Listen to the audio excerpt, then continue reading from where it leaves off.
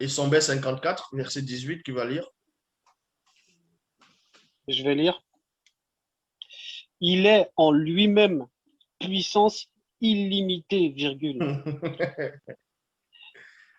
plus puissant que toute énergie cosmique, virgule, Voilà, on s'arrête pénétrant. d'abord dans la virgule. Donc, tu vas voir les gens qui vont apporter les théories, ces trucs, qui vont tout le temps parler de l'énergie cosmique, ils vont parler de le yin, le yang, ils vont parler du bas astral, que quand tu es dans le bas astral, ton énergie est descendue, et quand tu remontes dans le bas astral, la température remonte. Mais ils ne comprennent rien. Qu'au-delà, il y a une autre, on ne va même pas dire une force. Il y a quelque chose qui dépasse la force. Qui est au-delà de la force.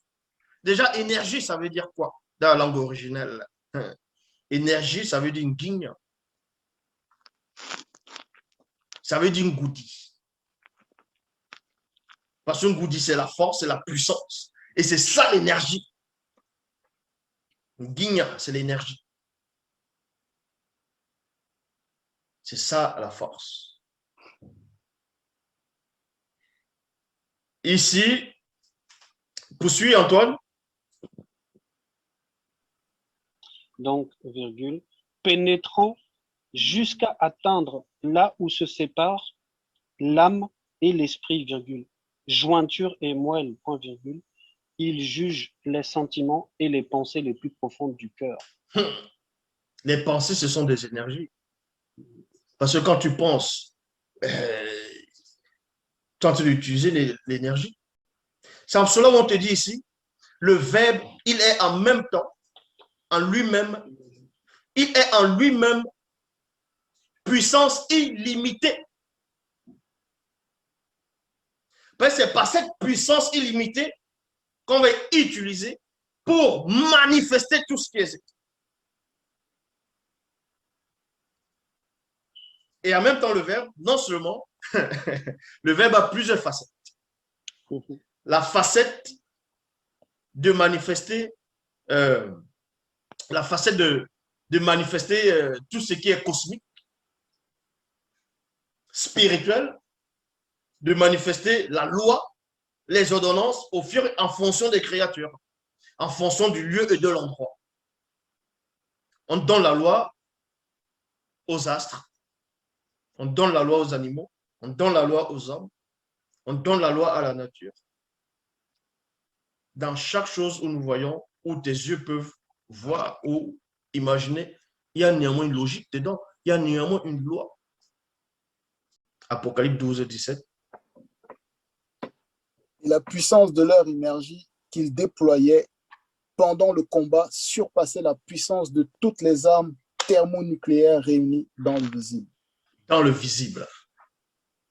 Tu vois, la puissance, relis, c'est très important.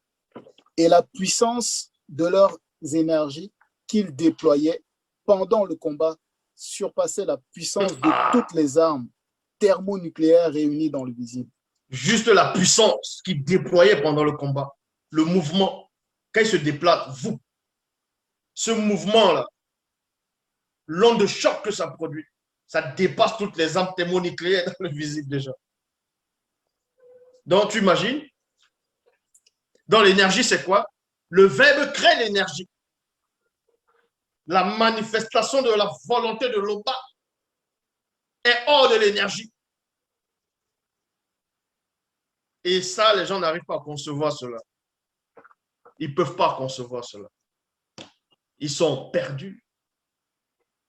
Ils sont perdus. Donc, c'est quoi l'énergie? L'énergie existe sur plusieurs densités. L'Oba crée, l'Oba manifeste l'énergie par la manifestation de sa volonté. La Terre, elle est suspendue